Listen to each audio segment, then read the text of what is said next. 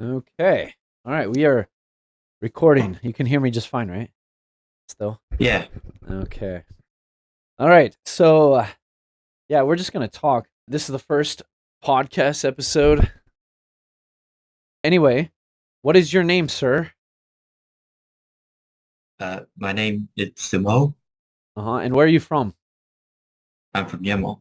All right. And why did I ask you to do a podcast? You're actually the first one I'm doing a podcast with. Why did I ask you to do a podcast episode?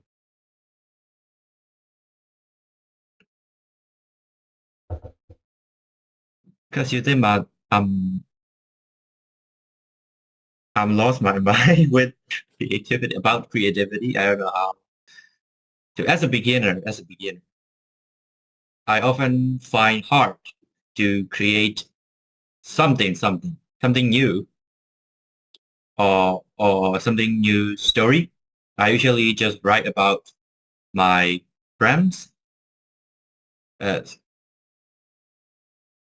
my question is, how can I start breaking out of my comfort zone and generate truly innovative idea?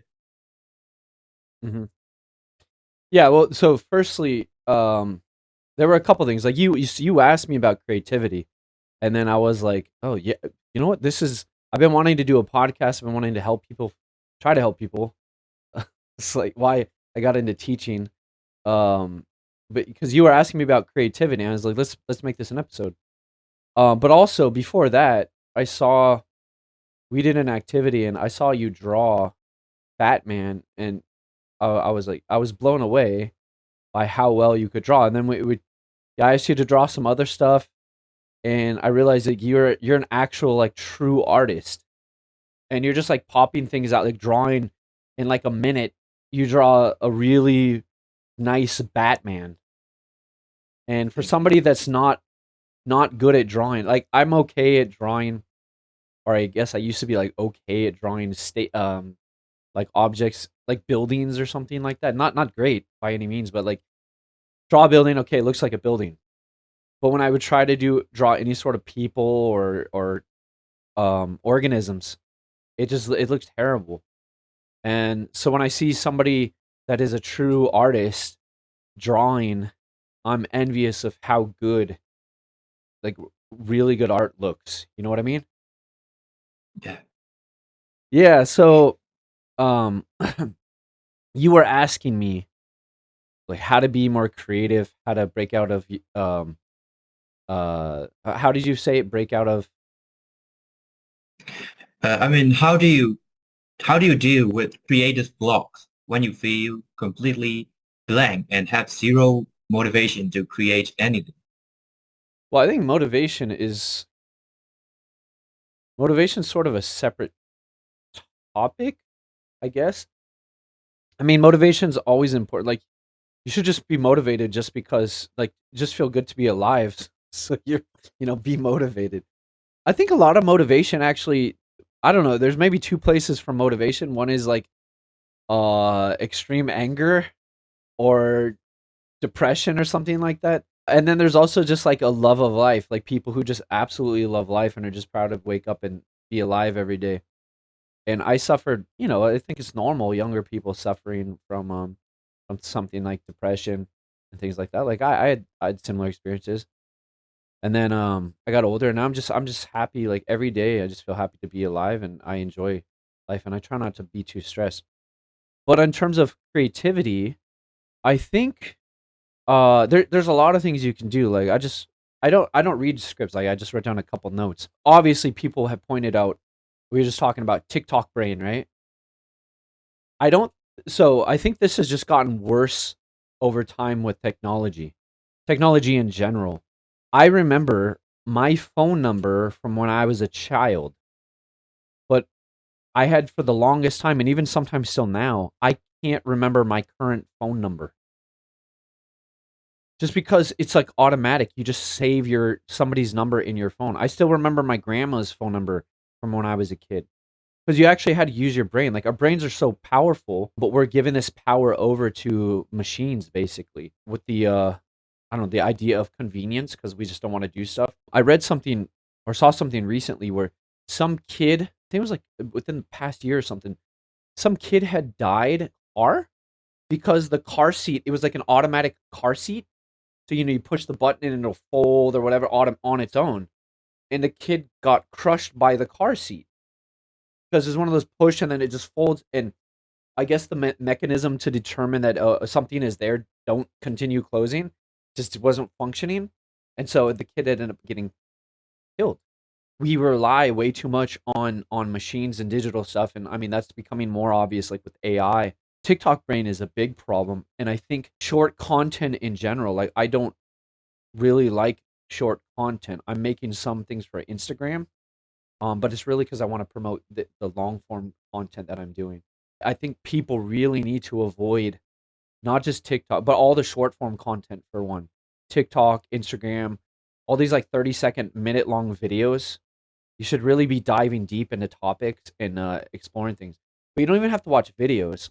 The more exposure you have to more stuff, so like reading books, watching movies, and then not only watching them, but analyzing them.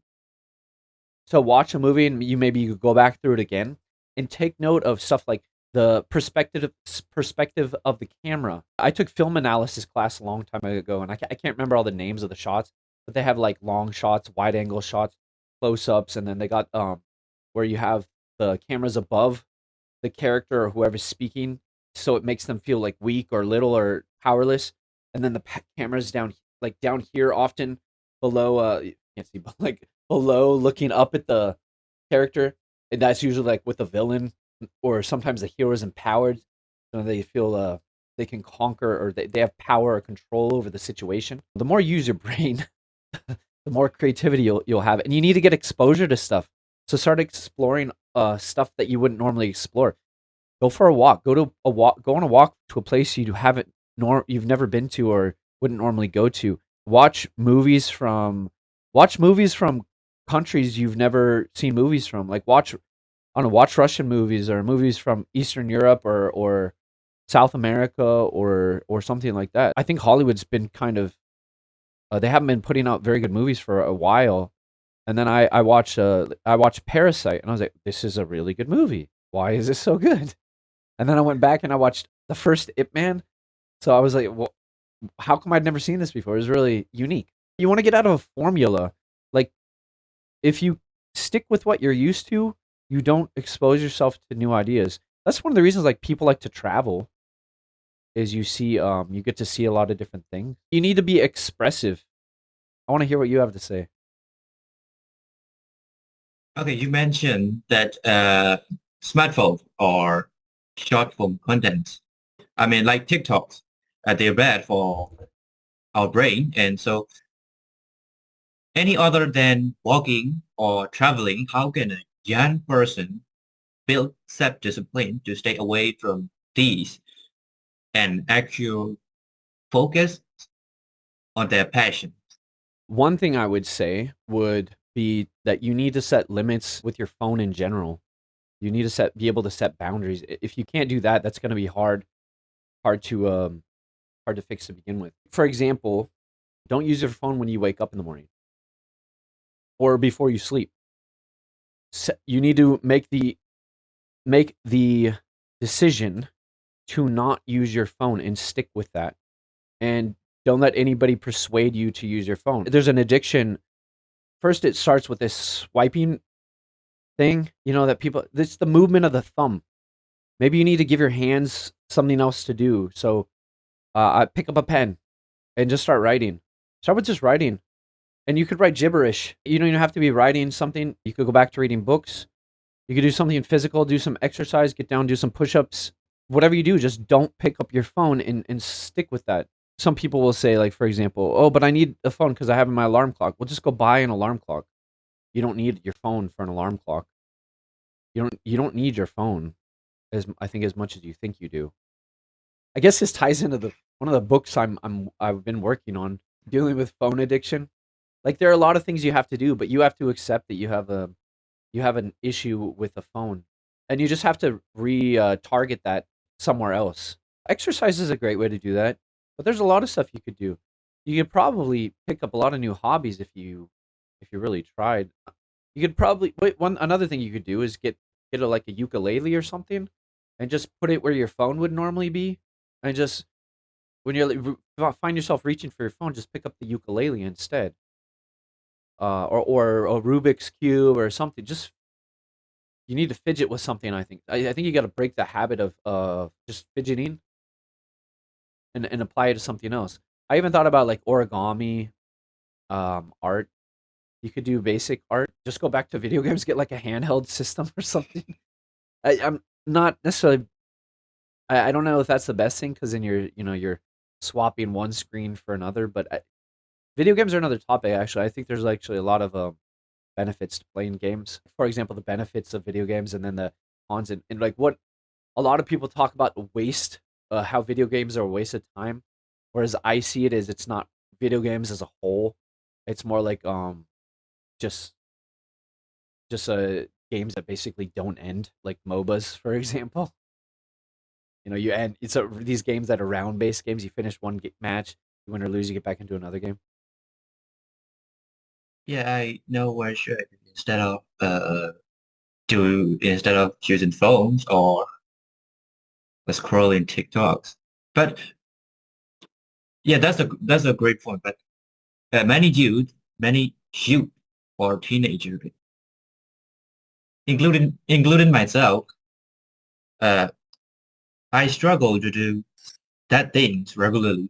You know, I start strong, but quit after a few days. So I have next questions. How do how do I build consistency that lasts? Well, I think if you really want to understand consistency, one of the best ways to actually do that is understand working out or fitness or lifting weights. Weightlifting, you will not notice any gains. I was gonna say gains. You don't notice gains for at least like 3 months,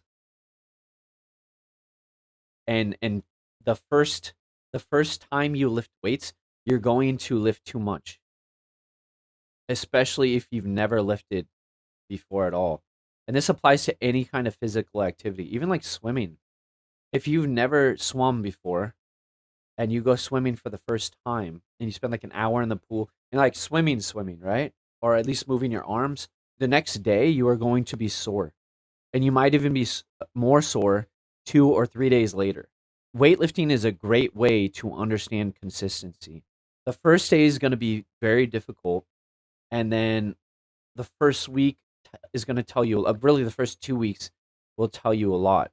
You push through the first couple of weeks and then you keep going. And then you're like, okay, I kind of like this. But you got to keep doing it. You won't notice much in the way of growth until about 3 months. But 3 months is just the beginning point. To truly notice big changes, it's a year. And then to basically become an entirely different person where people don't even recognize you, it's probably about 5 years. And you'll be surprised at the progress you've made. I don't know, did I answer your question? Yeah, yeah, But you asked about building consistency, right? yeah. Oh, I remember what I was gonna say. So you don't only have to weightlift. There are many ways you can build up consistency, but it's the biggest thing I think is understanding that consistency basically needs to become a permanent lifestyle change. So whether it's weightlifting or what I was gonna say was fasting. Fasting might be one of the best ways to build up self control, which leads to consistency. Because fasting, you deny yourself something that you want very badly, and you teach yourself that you're going to be okay and you're not going to die. So if you've never fasted before, like you were probably raised like breakfast, lunch, dinner, you get two snacks or whatever, right? But if you go without eating for like 8 hours, you're like, oh man, I'm so hungry. But if you learn to deal with that and then you go further and people do like intermittent fasting and then that be just like, okay, this is hard. But then once you get used to that, you can go to like only eating at night. or then only eating, not eating for a couple days or even a week. And I think if you can fast on some level, like a day or even intermittent fasting, I think that that does amazing things for you. Another thing that people like to do is actually taking cold showers. That's another thing. I think you need to get in the habit of denying yourself or your body. Have you heard of this guy's name David Goggins? I haven't.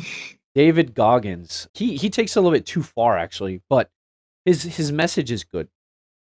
He used to be this really overweight guy. He became an ultra marathon runner. So he's running like 160 kilometers. Uh, common format. They're actually different lengths. So just longer than a normal marathon. There's no single distance according to a search.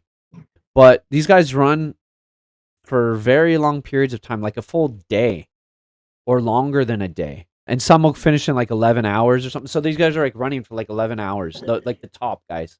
Can you imagine running for 11 hours basically nonstop? I haven't. Right. So he talks about suffering. Like in Buddhism, I mean, you got meditation and fasting and not giving into your urges and controlling your emotions and stuff.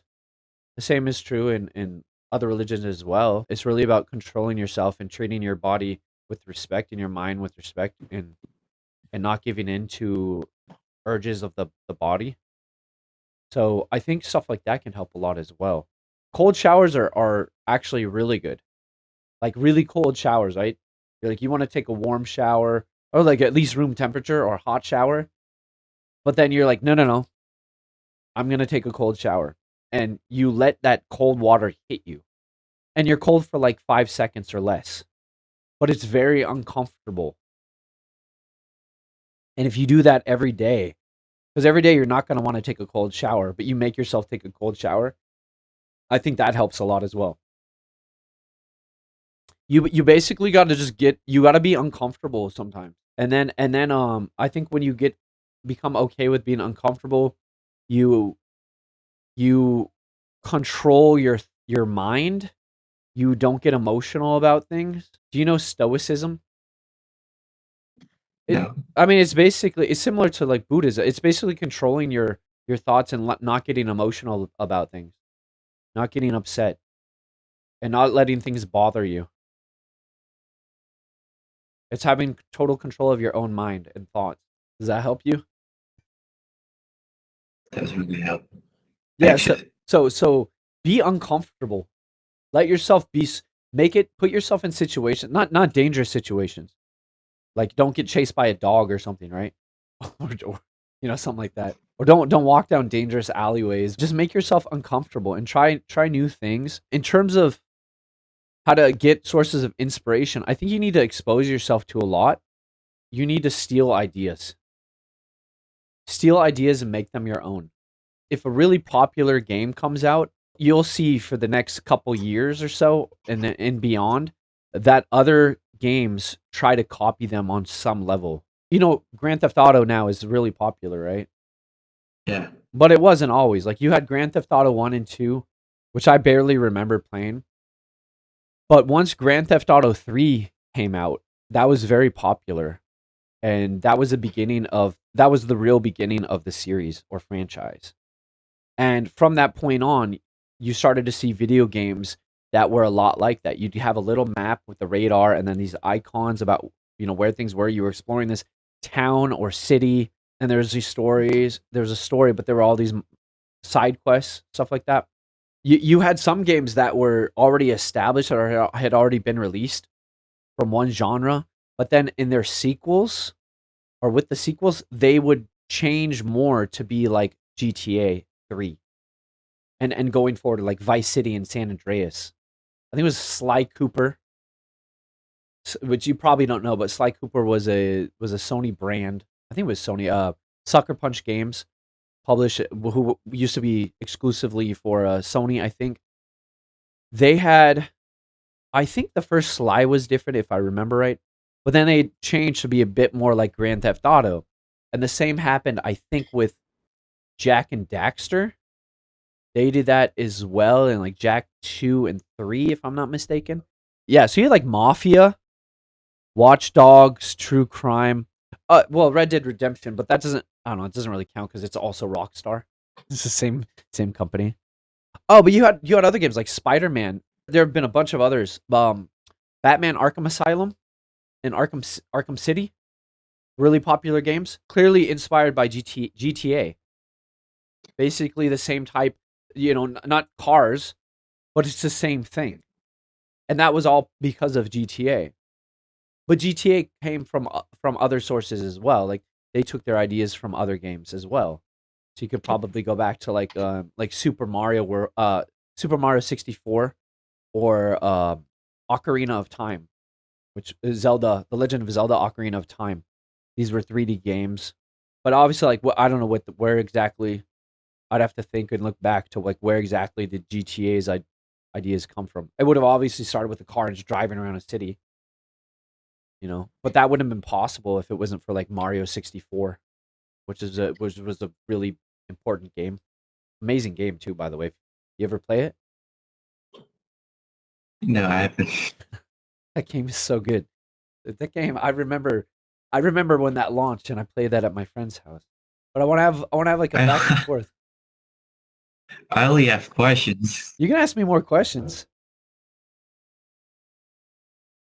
Yeah, I think that's enough for that topic, but consistency. But another one is imposter syndromes. Oh, I right, okay. Sure. because I sometimes suffer from it. I mean, feelings like I'm not talented or creative enough, and that I'm just faking it. It is normal for creative, and how do I creative this stuff jobs? I think probably everybody goes through that at some point. But you basically just got to establish your own brand. But you start like I don't think nobody starts from just like drawing stuff that's completely original. Like you're going to draw. Firstly, you're interested in drawing because you saw cool art or cool characters. So you're like, "Oh, that's cool. Let me see if I can draw that." "Oh, I like Batman. Oh, this is what he looks like. I want to draw Batman." Right? Like everybody starts like that. You just don't you're not going to be an artist who's not interested in what other people are drawing and who doesn't want to draw what other people have drawn. But then, yeah, it just becomes a point to like branching off into creating your own stuff. But that's what I said. Like you can steal ideas. That's where you get your inspiration from. You just got to find a way. You can use a lot of what already exists. You don't have to like uh what is it? Reinvent the wheel. You know the wheel, right? Reinvent the wheel. Yeah, Like the wheel just works. You don't need to create something else. The wheel just works. It's like a hammer just works. You don't need to create a new hammer. It's just you can add different ways to hold to make it look nicer or a better grip or something like that. But in the end, a hammer is a hammer and a wheel is a wheel. Like you don't need to make a triangular wheel or something like that. I keep talking about Batman, for example, because I just your Batman is really really good. You just take what you can already do and then just start to change it bit by bit. And you're going to use your own experiences and own life to in this process, which is why it's so important to learn about yourself, learn what you like, who you are, and get new experiences in life.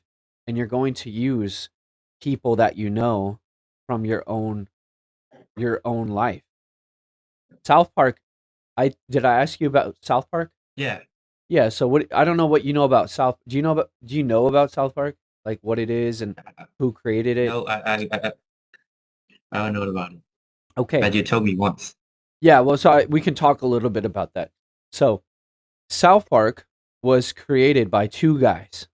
Right? Now they have a big team. And they make fewer episodes than before just cuz it's such a popular show. Although I haven't seen the show much lately, but I watched most of their episodes up to I don't even know what they're like in season 25 or something now, maybe. But I've watched like almost every season up until somewhere like season 20 or 21 or 22. South Park it's two guys, the heads of the show. They created the show. the two guys, I don't know about two guys are named Matt Stone and Trey Parker. So Matt Stone is more like the business guy. As far as I know, I don't know them personally. I've just seen interviews with them, and I'm a big fan of their work. They're very creative. But Matt Stone's more like the business guy. He does a lot of stuff on the show as well, like voice work and things like that.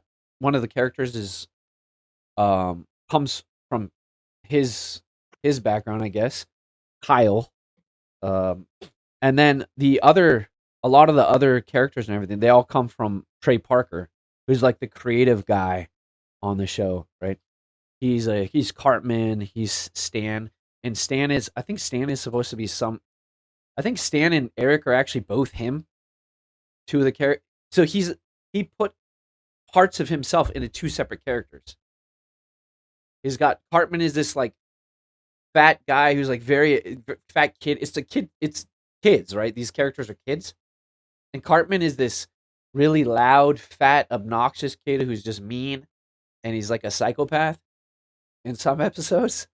And then you have Stan who's like this normal guy who has family members, and all the family members are taken from Trey's real life. So it's basically his character and then his family are like all part of the show, but you just change some of the details. And you start off with something, and then even the show itself will start to become its own thing.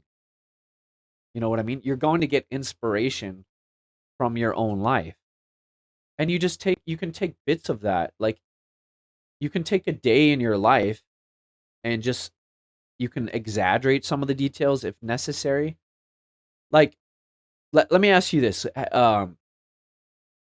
In your life, let's say, pick a time, go back to like when you were 10 years old or something. Did you have a day that was like out of the ordinary? Or you could even use ordinary days. But let's say you're like, okay, I want to create a a scary episode or a scary comic or something using my own life. So you go back to when you were like 10 years old. Did you ever have any scary experience? Whatever it was, a dog's chasing you. You thought there's some strange guy in the neighborhood. You you got in an accident, like you crashed your bike or something. Anything? Yeah, I do. I have. Can you I had talk? it. Can you talk about that? That's a shadow that looks like ghost. How old were you? I was 8 Okay. or 7 or 8. Yeah, and actually that's a case with a lot of young people. You know, we always it's easy to get scared of things when you're young. But you can start to use that in your own work.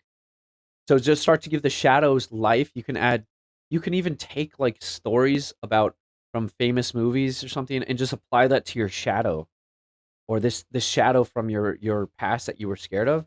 Maybe it's like stalking you.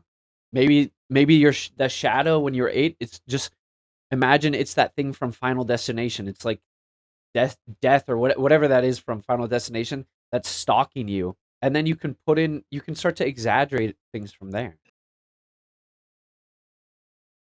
Like and also when you create, you kind of got to have in mind like no idea is a bad idea also. Like never think like, "Oh, this is stupid." You can decide later if it's stupid. Like create it first and then call it stupid after it's finished. Don't just say, "Oh, it's stupid. I don't want to like draw it or whatever," cuz even if the product is not good, you can at least one, you can learn from the whatever you want to call a failure, or you can use that later and you can just change some of the details, or you can even talk to somebody and be like, okay, so this part is a little bit weird or not great, but like we could take 50% of this and we could apply it to this other thing. That makes sense. You should be getting ideas from your own life. And if you can't get ideas from your own life, that might mean your own life is boring. It's like you've just been sitting in your room all day. Even if that's the case, you could just like you don't necessarily have to have an amazing life. Like you can read a lot of books, you can watch a lot of movies, play a lot of games, and you can get ideas from that. You can even come up with ideas that might seem new, by going like deep into old books that people don't really talk about anymore. Like for example, a new movie came out I think last year called I Know What You Did Last Summer, right? Oh, Oh, you haven't heard of that. Is there I haven't well, heard. I was trying to make a point. So, like what Hollywood does it like if you think you're not creative, like look at what Hollywood does. Hollywood comes out with a new movie and they just call it I Know What You Did Last Summer and they release it as like this new thing. But it's not a new thing. They there was an I Know What You Did Last Summer that came out in like 1998.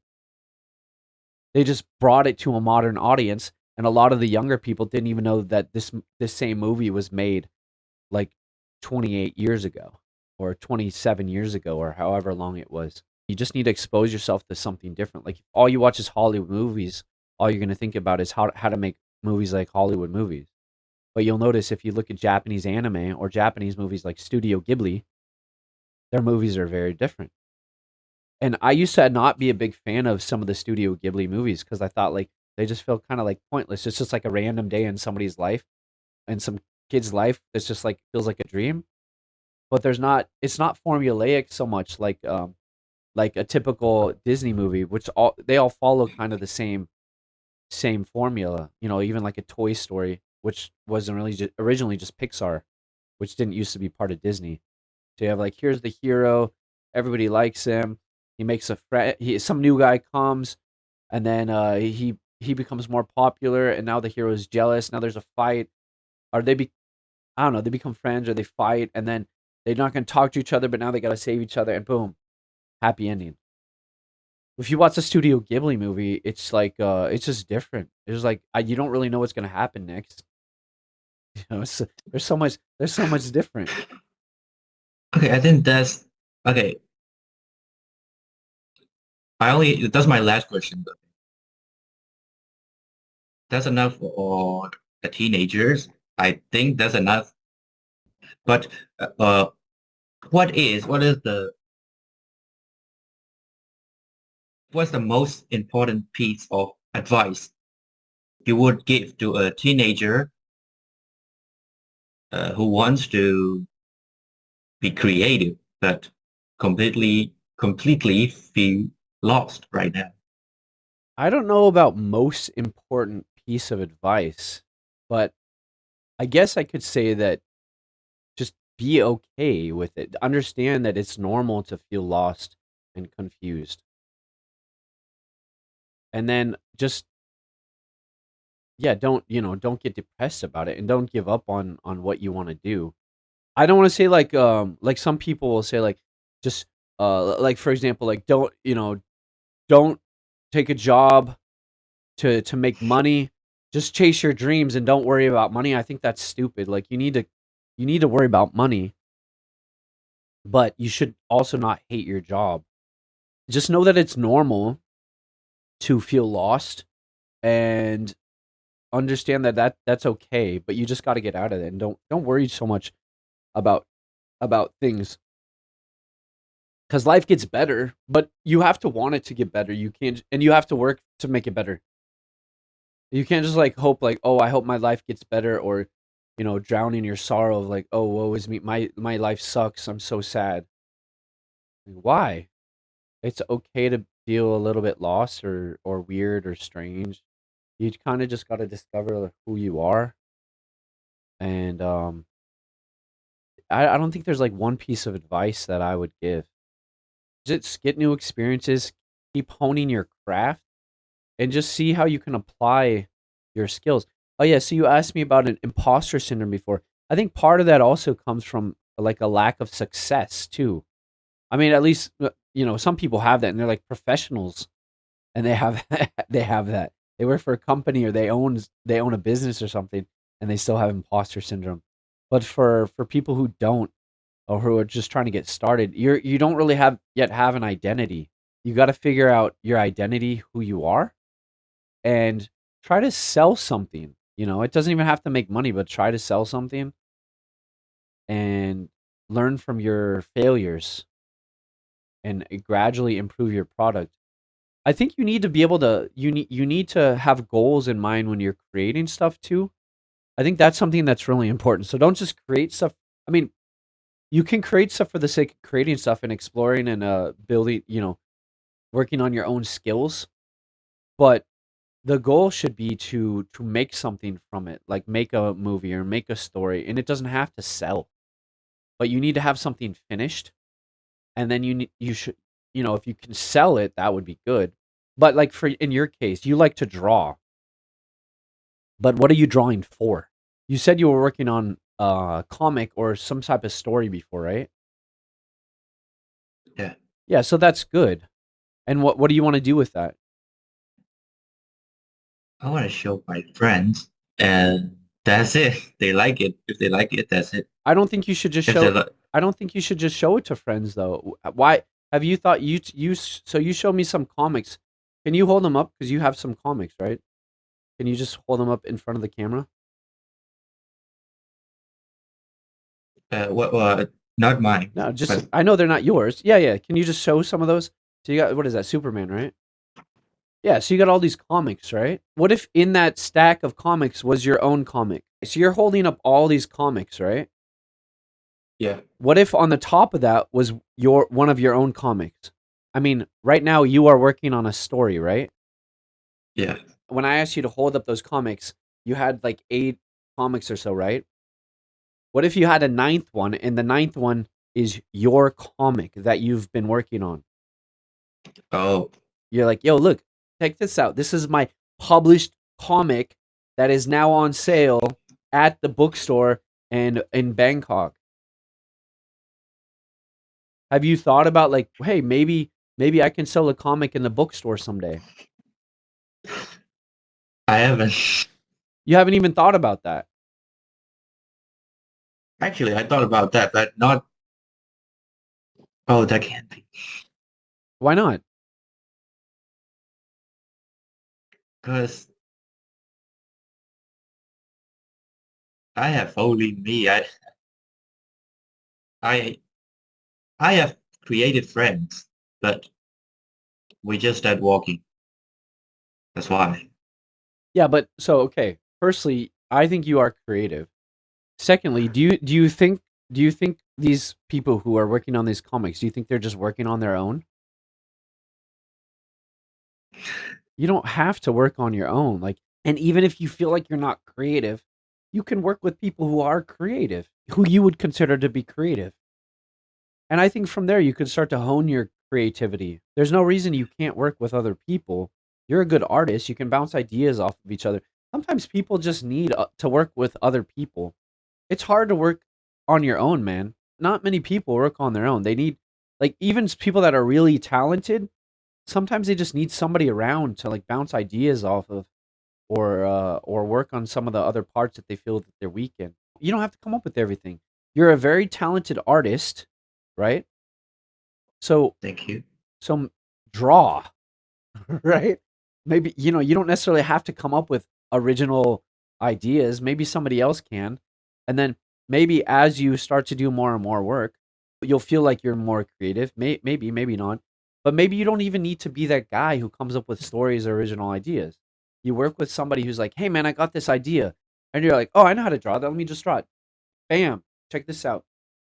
It's amazing. Like I told you about earlier about like Trey Stone and Matt Parker. Matt Stone, when he talks about their partnership, he's like, "Yeah, like Trey just does everything," and Trey's like, "No, Matt helps me with a lot of stuff," and like they're a team. Trey feels like he needs Matt, and Matt feels like the show would be impossible without Trey. Maybe you just need a partner. You need somebody that you can work with, In the and then past, just I only and have me. yeah, That's well, why no, I haven't think about that. But yes, now I have friends. yeah, so I think this is something that a lot of people struggle with. So a lot of people are isolated. I don't think you're not creative like you say you are. I think what happens is you're creative. You struggle, sure. I think it's normal.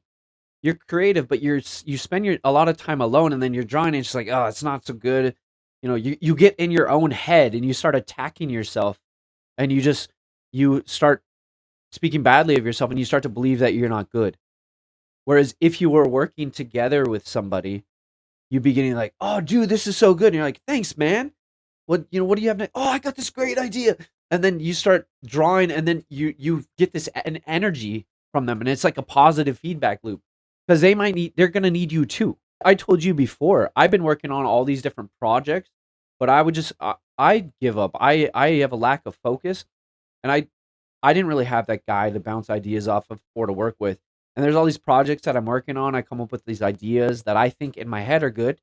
I still think they're good. One of the things I've been saying for a long time is now I need an artist. I don't have an artist. I don't want to use AI. I think art is hugely important. It's very human.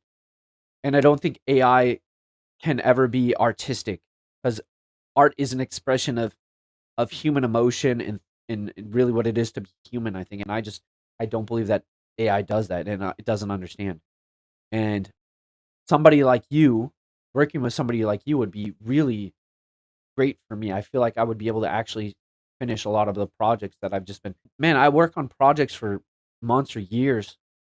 I'm working on simultaneous projects and I bounce between them and then I just shelve them and then they're just sitting there.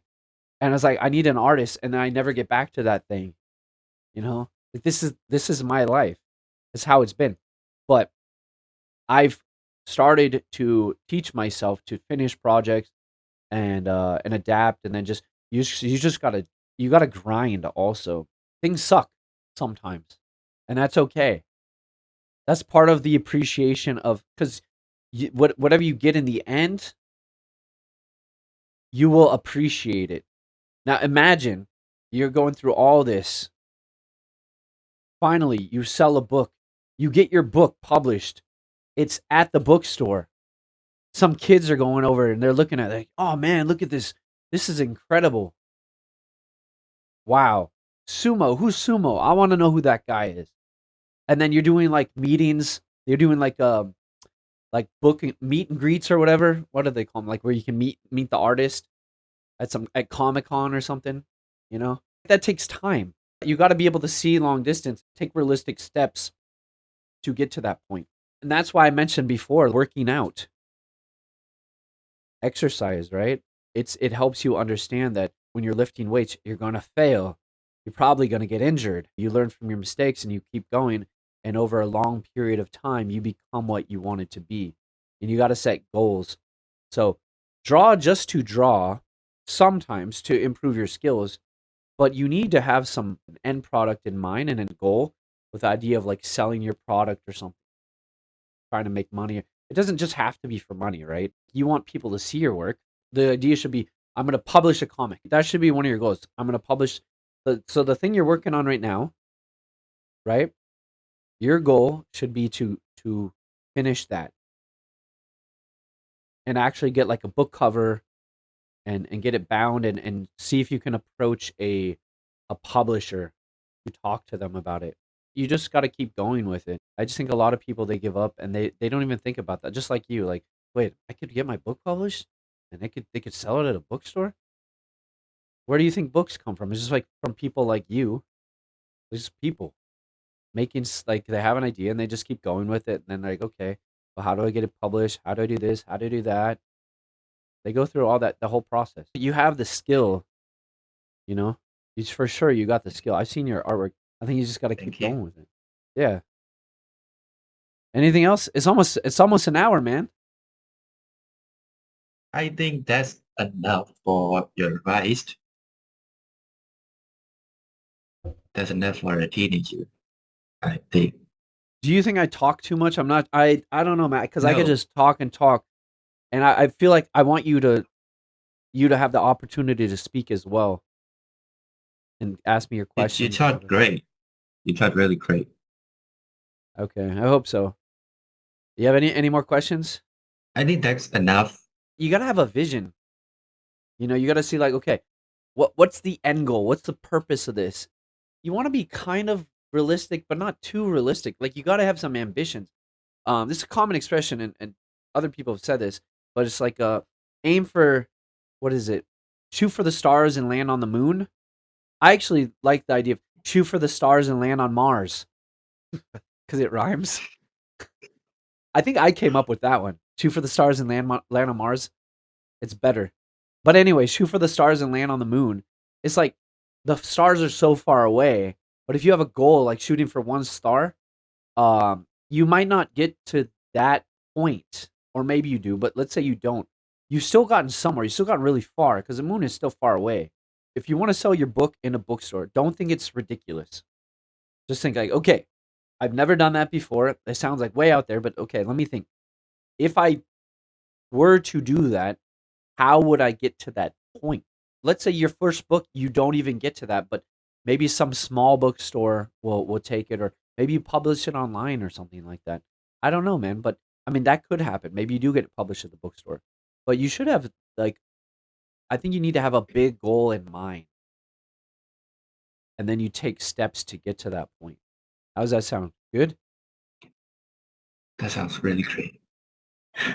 All right. Well, I hope that was useful for you, and I'm sure we'll see Me you again in either. the future. Thank you, Sumo. Thank you, Mr. Kenny.